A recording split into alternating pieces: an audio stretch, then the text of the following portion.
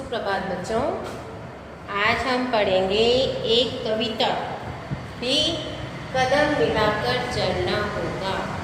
और ये कविता हमारे ही देश के एक प्रधानमंत्री थे अटल बिहारी वाजपेयी, उनके द्वारा लिखी गई थी।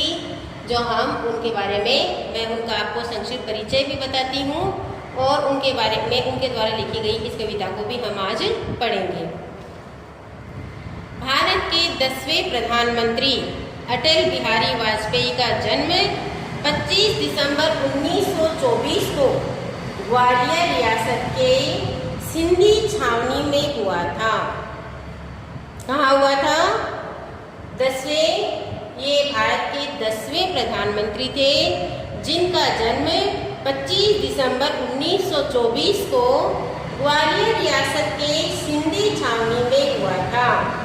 उनके पिता पंडित कृष्ण बिहारी वाजपेयी अध्यापक और माँ कृष्ण वाजपेयी रही थी। इनके पिता का नाम पंडित कृष्ण बिहारी वाजपेयी जो एक अध्यापक थे और माँ कृष्ण वाजपेयी जो कि गृहिणी थी, घर का काम किया करती थी। अटल बिहारी वाजपेयी वटेश्वर, आगरा, उत्तर प्रदेश के मूल निवासी थे। वे हिंदी कवि, पत्रकार व प्रखर वक्ता के रूप में लोकप्रिय हुए। वे जब बोलते थे तो लोग उन्हें सुनना बहुत ही पसंद करते थे। प्रखर मतलब तेज। अटल जी की कविताएं कादम्बिनी, धर्मयुग, साप्ताहिक हिंदुस्तान, नवनीत तथा राष्ट्र धर्म आदि सुप्रसिद्ध राष्ट्रीय पत्रिकाओं में प्रकाशित होती रही। मन से उनका काव्य पाठ उनके भाषण की तरह ही अत्यंत प्रभावशाली होता था कि वो जब भी मंच पर अपनी कविताएं पढ़ते थे तो जिस तरीके से उनके भाषण को सुनने के लिए लोग लालायित होते थे, उसी तरीके से उनकी कविताओं के भी लोग उनको भी बहुत पसंद करते थे। उन्होंने राष्ट्र धर्म, 5 जन्य और वीर अर्जुन का कुशल संपादन किया। अटल बिहारी वाजपेयी 3 बार भारत के प्रधानमंत्री, 1 बार विदेश मंत्री और 12 बार सांसद रहे। भारत के प्रति उनकी सेवाओं के लिए उन्हें सर्वोच्च भारतीय नागरिक सम्मान जो भारत रत्न से विभूषित किया गया। 16 अगस्त 2018 को 93 वर्ष की आयु में उनका निधन हुआ। अभी लगभग 2 साल पहले ही इनका 93 साल की उम्र में इनका निधन हुआ। और ये बहुत ही भारत के एक महान नागरिक के रूप में थे और भारत के 3 बार प्रधानमंत्री रह चुके थे, 1 बार विदेश मंत्री और 12 बार सांसद रहे थे। तो ये इनका एक संक्षिप्त परिचय था जो आपको आज का जो गृह कार्य इसके रूप में अटल बिहारी वाजपेयी आपको इसका हेडिंग लगाकर और ये संक्षिप्त परिचय करना है। अब हम इनके द्वारा लिखी गई एक कविता है, कदम से कदम मिलाकर चलना होगा। ये कविता हम पढ़ेंगे। बाधाएं आती हैं आए, गिरे प्रलय की घोर घटाएं, पाँवों के नीचे अंगारे, सिर पर बरसे यदि ज्वालाएं, निज हाथों से हंसते हंसते आग लगाकर जलना होगा, कदम मिलाकर चलना होगा। हास्य रुदन में तूफानों में, अमर असंख्यक बलिदानों में, उद्यानों में वीरानों में, अपमानों में सम्मानों में, उन्नत मस्तक उभरा सीना, पीड़ाओं में पलना होगा, कदम मिलाकर चलना होगा। उजियारे में अंधकार में, कल कछार में बीच धार में, घोर घृणा में कूद प्यार में, क्षणिक जीत में दीर्घ हार में, जीवन के शत आकर्षक अरमानों को दलना होगा, कदम मिलाकर चलना होगा। सम्मुख फैला अमर ध्येय पथ, प्रगति चिरंतन कैसा इतियत, सुष्मित हर्षित कैसा संश्लत, असफल सफल समान मनोरथ, सब कुछ देकर कुछ न मांगते, पावस बनकर ढलना होगा, कदम मिलाकर चलना होगा। कुश कांटों में सज्जित जीवन, प्रखर प्यार से वंचित यौवन, नीरवता से मुखरित मधुवन, अपरिहित अर्पित अपना तन मन, जीवन को शत आहुति में जलना होगा, गलना होगा, कदम मिलाकर चलना होगा। तो अटल बिहारी वाजपेयी द्वारा लिखी हुई यह कविता, इसमें हमें न रुकते हुए निरंतर चलने का और साथ में ही कितनी भी बाधाएं आए, कितनी भी कठिनाइयां आए, हमें उनको देखकर घबराना नहीं है। हाँ, और सबको एक साथ कदम से कदम मिलाकर चलना है। तो इसी तरीके से हमें आपस में किसी भी तरह का भेदभाव नहीं रखते हुए और एक साथ सबको कदम से कदम मिलाने का संदेश देने वाली यह कविता जो है, इसको हम एक बार फिर से पढ़ते हैं और इसको समझते हैं। बाधाएं आती है आए घिरे प्रलय की घोर घटाएं, कि यहाँ पर अटल बिहारी वाजपेयी जी कहते हैं कि चाहे हमारे जीवन में कितनी भी बाधाएं आए, कितने भी संकट आए, लेकिन आते हैं तो वो आए, और चाहे हमारे ऊपर कितने भी प्रलय की घोर घटाएं, मतलब कितने भी चाहे हमें घटाएं हैं, प्रलय विनाश की कितनी भी घटाएं हमारे ऊपर आए, पाँव के नीचे अंगारे और हम जिन राहों पर चल रहे हैं उन राहों में अंगारे जलते हुए अंगारे बिछे हुए हों, सिर पर बरसे यदि ज्वालाएं और ऊपर से चाहे हमारे ऊपर नीचे तो पैरों के नीचे तो अंगारे जलते हुए, और चाहे हमारे ऊपर भीषण ज्वालाएं भड़क रही हो, निज हाथों से हंसते हंसते आग लगाकर जलना होगा। ऐसी परिस्थिति में भी हमें अपने हाथों से आग लगाते हुए आगे बढ़ना होगा, कदम मिलाकर चलना होगा, और चाहे कितने भी कष्ट क्यों ना आए, हमें कदम से कदम मिलाकर आगे चलना होगा।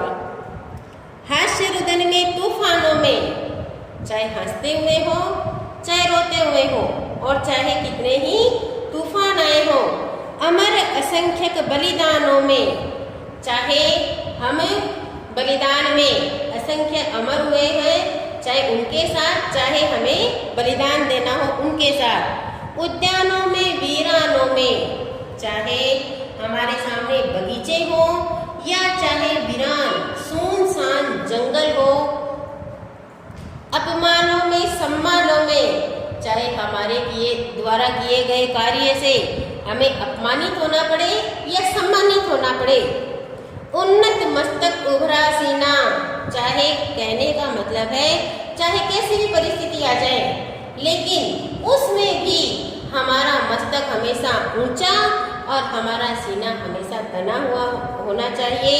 पीड़ाओं में पलना होगा, चाहे कितनी भी पीड़ा आ जाए हमारे जीवन में, हमें उसमें पलना होगा, कदम मिलाकर चलना होगा। कहने का मतलब है परिस्थितियां चाहे कितनी भी विपरीत हो हमारे, लेकिन हमें फिर भी कदम से कदम मिलाकर चलना होगा। उजियारे में अंधकार में, कल कछार में, बीच धार में, घोर घृणा में, कूद प्यार में, क्षणिक जीत में, दीर्घ हार में, जीवन के शत आकर्षक अरमानों को दलना होगा, कदम मिलाकर चलना होगा।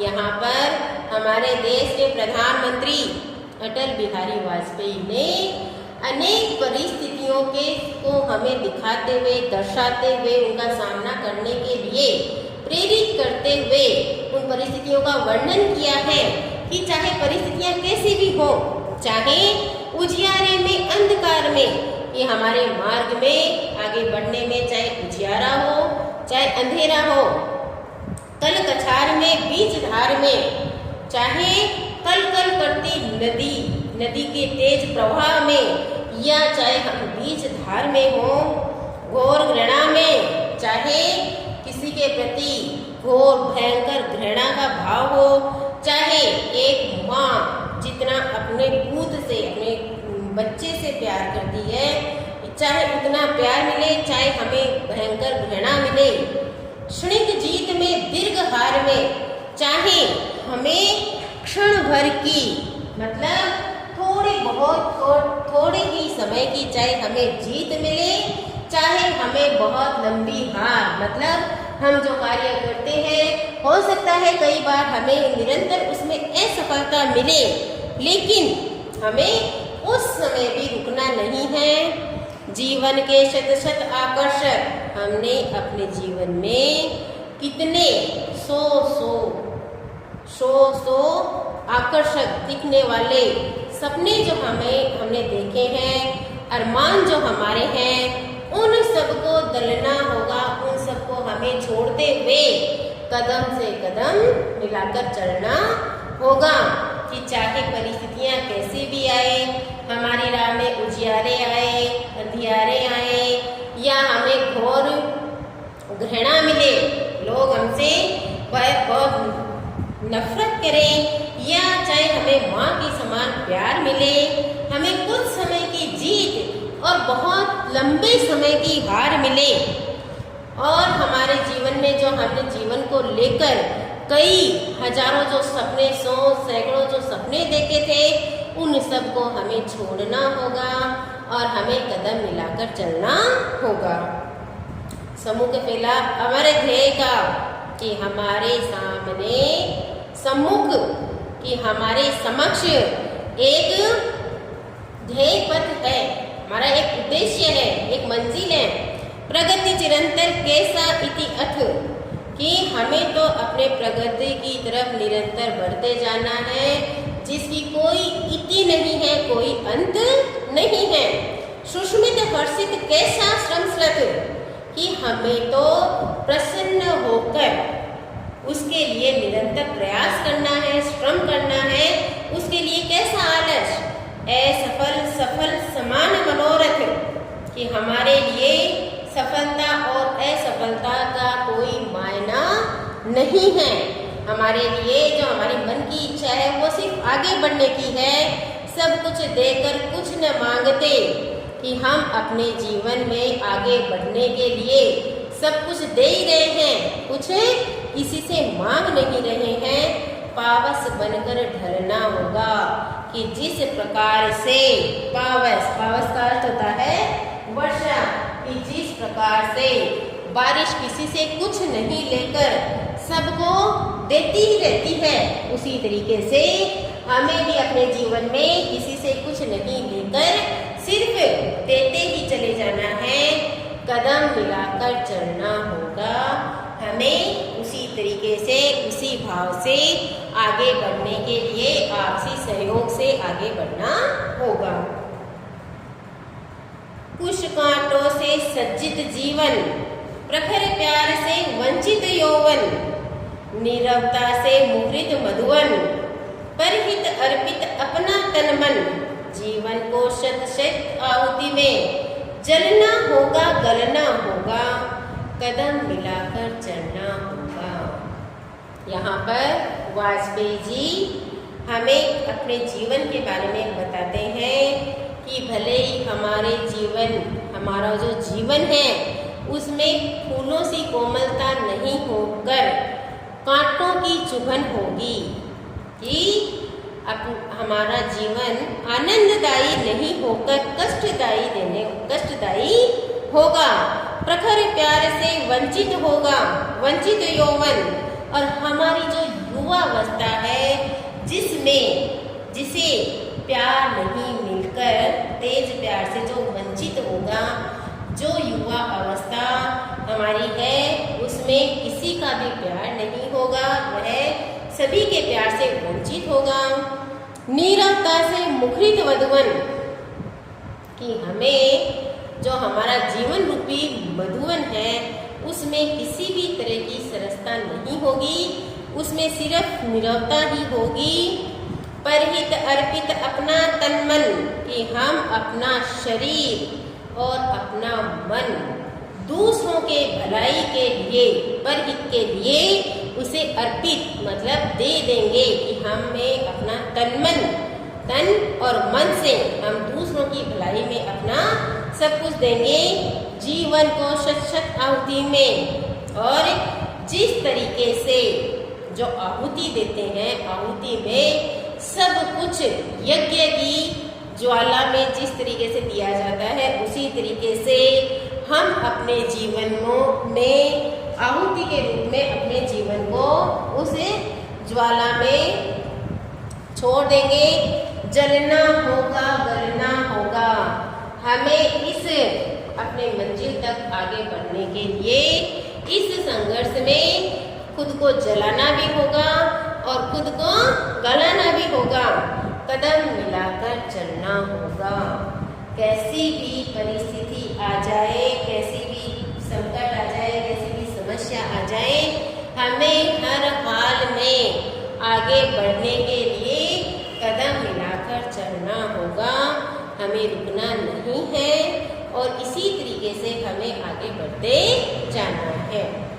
तो बच्चों, वाजपेयी जी द्वारा लिखी गई इस कविता से हमें निरंतर आगे बढ़ने की प्रेरणा मिलती है और कठिनाइयों का सामना करने की अंदर से जो ताकत मिलती है वो इस कविता में लिखी हुई है कि चाहे मनुष्य को जीवन में आगे बढ़ने के लिए किसी भी परिस्थितियों का सामना करना पड़े, कैसी भी कठिनाइयाँ उसके सामने आए, उसे अपने कदमों को पीछे नहीं उठाना है, उसे निरंतर आगे बढ़ते रहना है और अपना जीवन, अपने जीवन से उसे प्रेम नहीं करके और निरंतर परहित में अपना तन मन लगा देना है और इसी तरीके से आगे बढ़ते हुए किसी भी कठिनाई से, किसी भी पीड़ा से, किसी भी विपदा से नहीं घबराकर उसे निरंतर आगे बढ़ना है। जैसे पहले की पंक्तियों में उसमें वाजपेयी जी ने ये कहा है कि हमारे सामने प्राकृतिक आपदाएं भी बहुत आएंगी, ठीक है। दूसरा, समाज में जो लोग रह रहे हैं उनसे हमें अपमान भी मिलेगा और सम्मान भी मिलेगा, तो हमें सम्मान पाकर अत्यधिक प्रसन्न होकर रुकना नहीं है, बल्कि हमें उसे एक ही दृष्टि से देखते हुए आगे की तरफ बढ़ते जाना है। हमारा जो युवावस्था है, जिसमें एक इंसान को युवावस्था में, बाल्यावस्था से युवावस्था में, जिसमें समय समय पर जिसे अपनों से बहुत ही प्रेम लगाव की जिस समय जरूरत होती है, हो सकता है उस समय हमें वो भी नहीं मिले।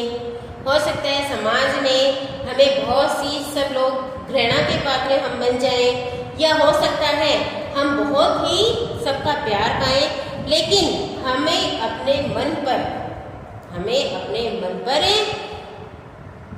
एक आगे बढ़ने के लिए किसी भी परिस्थिति में उसे विचलित नहीं करना है। हमें अपने मन पर संयम रखते हुए, चाहे हमें प्यार मिले, चाहे घृणा मिले, चाहे परिस्थितियाँ किसी भी प्रकार की मिले, लेकिन हमें अपनी मंजिल की तरफ आगे बढ़ते रहना है। इसके लिए हमें स्वयं से प्रेम नहीं करके और परहित के लिए ही, समाज के लिए ही जीना है और निरंतर अपने आपको आगे रखना है। तो गृह कार्य के रूप में आप अटल बिहारी जी का जो संक्षिप्त परिचय आपने अपनी बुक में है वहाँ करना, उसमें से करना है, और दूसरा इस कविता को सुंदर सुंदर अपनी नोटबुक में लिखना है। और तब तक के लिए धन्यवाद।